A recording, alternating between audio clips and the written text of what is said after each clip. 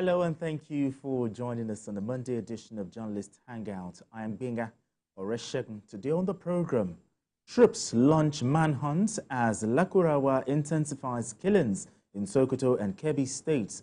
NLC directs workers and defaulting states over 70,000 naira minimum wage to begin strike on the 1st of December. And later on the show, price of cement hits 8,800 naira per bag as cost of building materials skyrockets. I'll be hanging out with Mayor Akinpelu and Chris Kendi Wadi. Journalist Hangout starts right now.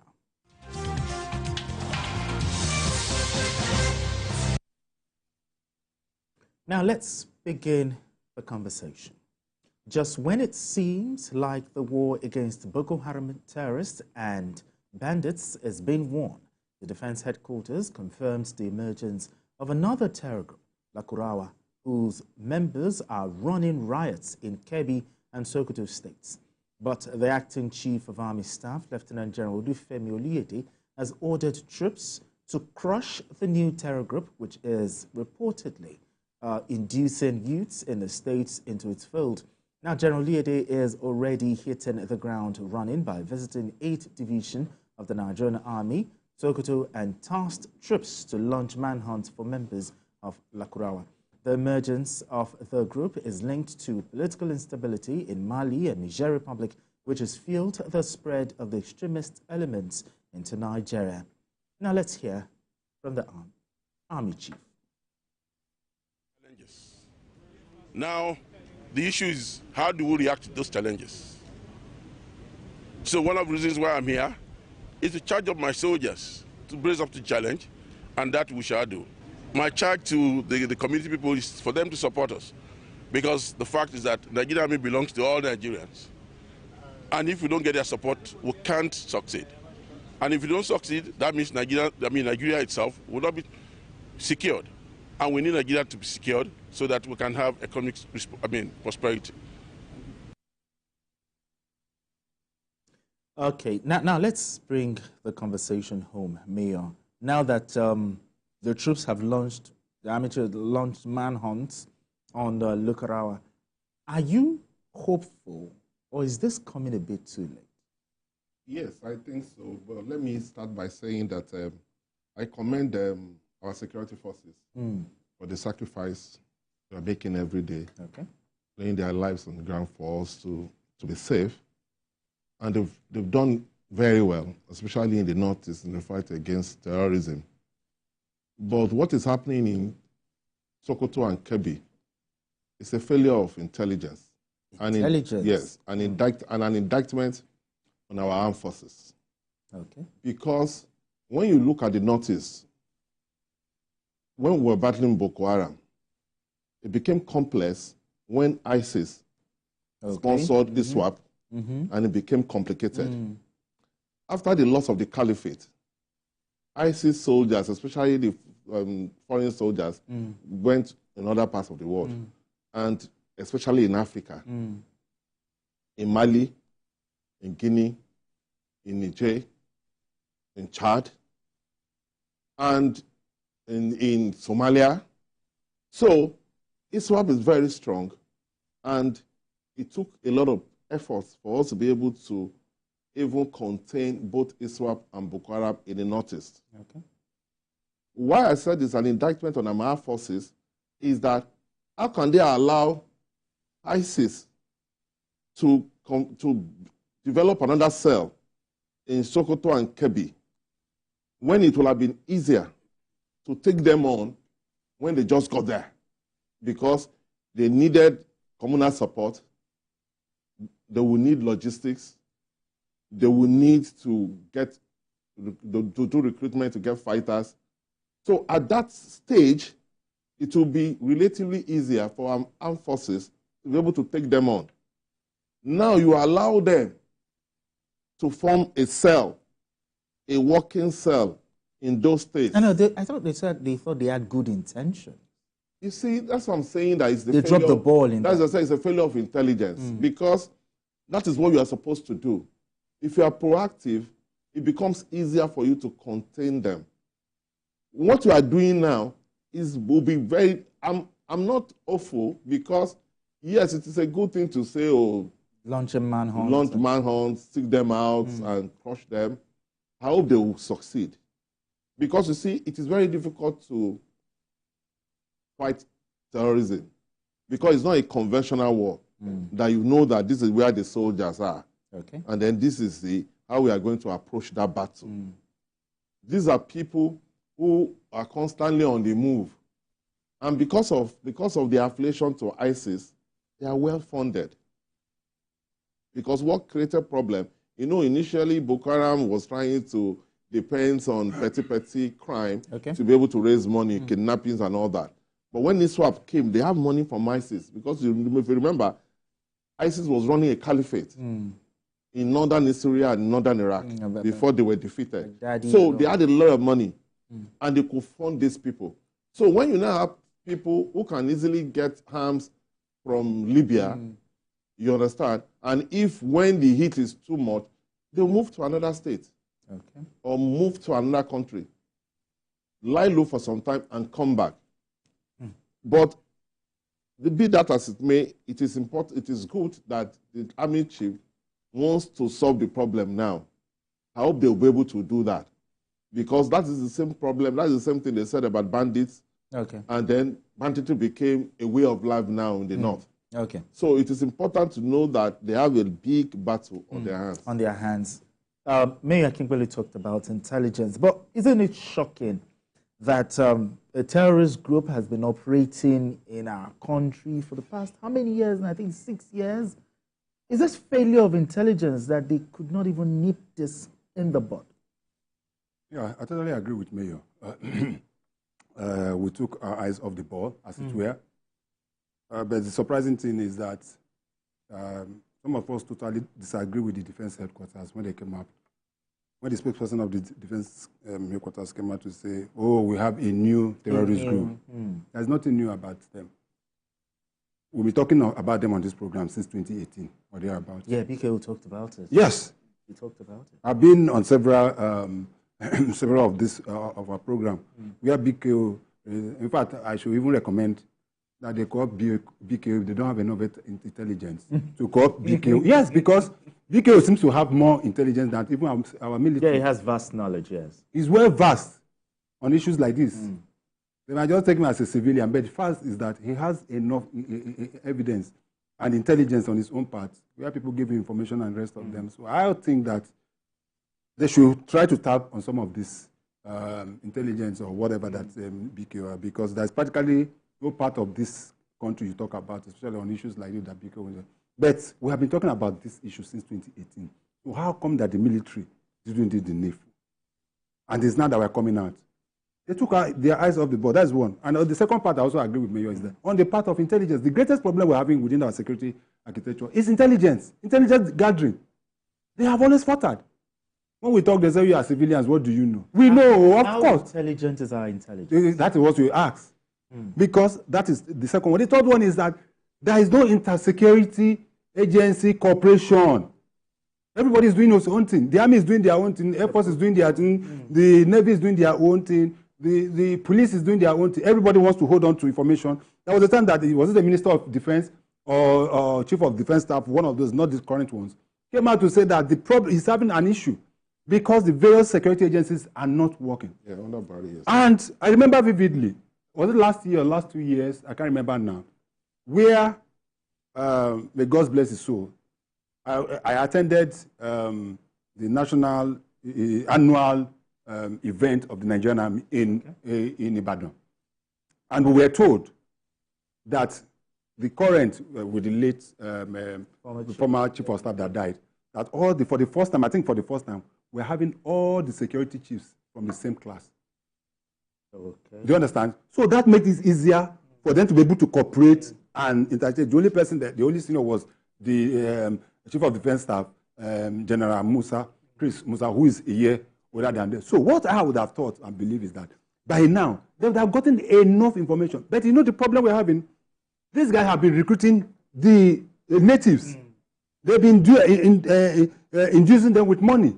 And for goodness sake, that is why we are raising the issue when we had this end bad governance, this thing in this. Because If you look at the level of poverty and out-of-school children Yeah, in the poverty and north, literacy, true. the out-of-school children in the north, all this Amajeri system that is going on in the north, you'll be shocked. I was in Bauchi, I was in Kanu, I was in Kaduna, which was about a few years ago. For goodness sake, you get to the streets and see the number of these children on the streets on a daily basis doing nothing. It's a growing, is an opportunity for anybody to recruit. And the former president, Obasanjo, just some weeks back, came out to say that in 10 years' time, if we don't do anything about the out-of-school children in the north, that we are sitting on a time bomb. So I hope and I believe, I want to be optimistic, that the Nigerian army, as they are, will be able to do something to be able to nip this in the. But the fact remains, just as Mayor said, this is not a conventional war. If it's conventional war, for goodness, we would have dealt with this issue after Nigeria was in Liberia. Yeah. Ecomonk, we saw what we were in Sierra Leone. You saw the way we performed. We've been to, even before I was born, I was told that we were in Congo and all those things. Nigerian army performed, and when we go on peace mission, the Nigerian military performed. But this is an asymmetric war, which is why it is very So what I think is that enough intelligence should be used, especially because it's not just having the might and have the equipment. Okay. You can have the equipment if you don't have the necessary intelligence report to be able to do your job, and you also need the cooperation of all the other BP agencies and all the people within this area to give us the necessary information to deal with it, or else we're in deep problem. All right, Mayor, in finding a solution, what should be the role of the traditional rulers, the local government, in the affected areas to track these criminals? Yeah, they are expected to perform a very important role. Basically because every crime is local. Sure. So you cannot know the terrain more than the people who are from there. They know themselves. They know those who live there. Exactly. So when a foreigner comes in, they know who the foreigner is. You understand? So we're going to start from there. They should be able to assist government in identifying those who are not from that area. Exactly. Who are living amongst them and try to profile them. That is the first step. The second step is that we have to mobilize the people in these communities in a way that they will be able to defend themselves. Okay. I'm not saying that they will be the people to confront terrorists, no. But they must be in a position to defend themselves in the first instance. Okay. And then security forces can now come in and take on those people. Because part of the problem is that when these people come like that, it becomes a fait accompli. People don't resist whatever they want to do. Yes. And then they start doing what they like. And then they get entrenched, and it's difficult to now remove them. But Mayor, I asked this question from BKO yesterday, that should the local government and the traditional be also held accountable? Because these people have been there for about 6 years. Of course, yes. They should be held accountable. Of course, yes. That's what I'm saying, that because the traditional rulers are, give or take, part of government. They govern over a particular domain. Yes. So it is their duty to be able to see that, look, there are some foreigners in our midst that we cannot account for. Exactly. Then you inform government. If you inform government will be able to know, you will know their activities. Sure. It's not now that you will now call them terrorists and say, oh, there are some terrorists amongst us. After 6 years. There must have been things that they were doing that qualified them to be terrorists. So when they started doing those things, I expected the traditional ruler and the government of that subnational level to be able to do the needful by informing security agencies that, oh, we have this security challenge in this particular area. And then, like I said, it will have been much, much easier to handle, especially a group that is affiliated to ISIS. Because ISIS, not only do they have a lot of money, they have foreign fighters who are mercenaries who just move from one theater of war to another. So it is difficult for them it is easier for them to be able to now get people who can train people, who can supply them equipment, who can even join them in this war. Okay. So it makes it more difficult to be able to win that war. You talked about the issue of poverty out of school children. Let's talk about poverty. What can be done to reduce that trend? If you remember, past governments, we tried NAPEP, we tried UWIN in the fight against poverty. But all of these things have not worked.